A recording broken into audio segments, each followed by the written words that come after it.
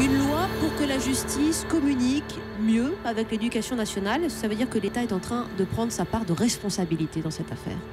Il était un peu grand temps qu'il prenne sa part de responsabilité. Ça fait quand même plus d'une dizaine d'années qu'on informe tous les ans des difficultés d'actes de pédophilie au sein de l'école. Maintenant, ça reste timide.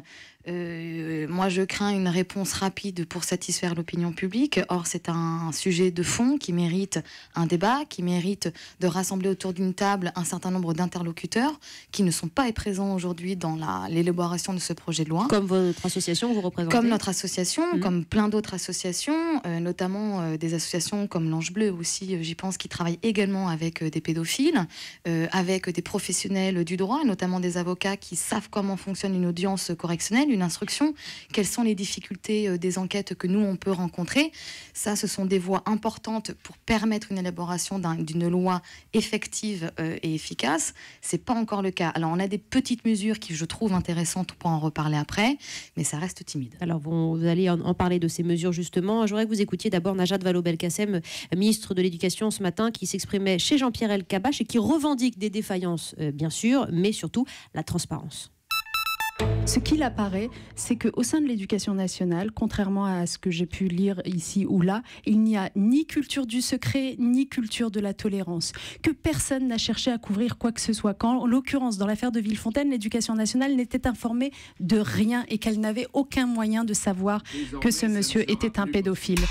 Vous suivez la ministre sur le sujet, Marie Grimaud, vous, l'avocate de l'association Innocence en danger. On n'a cherché jamais à couvrir les choses, aucun culte du secret dans ce domaine ? Ça me fait sourire, en même temps ça m'énerve, ce genre de réflexion, parce que c'est faux. Nous avons été reçus au sein du ministère de l'Éducation nationale il y a presque 3 semaines, où on tombait des nues sur la thématique. Moi, pour le pratiquer sur le terrain, cette problématique-là, il y a la culture du secret. Mais ce secret... Qui couvre qui ? Qui couvre qui ? Ce sont tout simplement une institution avec des professionnels qui ont peur de cette thématique-là, parce que attaquer un des enseignants de cette corporation, c'est attaquer tous les enseignants, c'est jeter l'opprobre sur tous les enseignants. Donc des collègues en couvrent d'autres ? Des collègues en couvrent d'autres, parce qu'il y a une chaîne de responsabilité qui peut se faire. Moi, je suis navrée de dire ça, Madame la Ministre, mais lorsqu'un enseignant ou un animateur, parce qu'on est toujours dans le cadre scolaire, est arrêté et placé en garde à vue, au moins le directeur de l'école ou la directrice de l'école est au courant du placement en garde à vue de l'un de ses enseignants.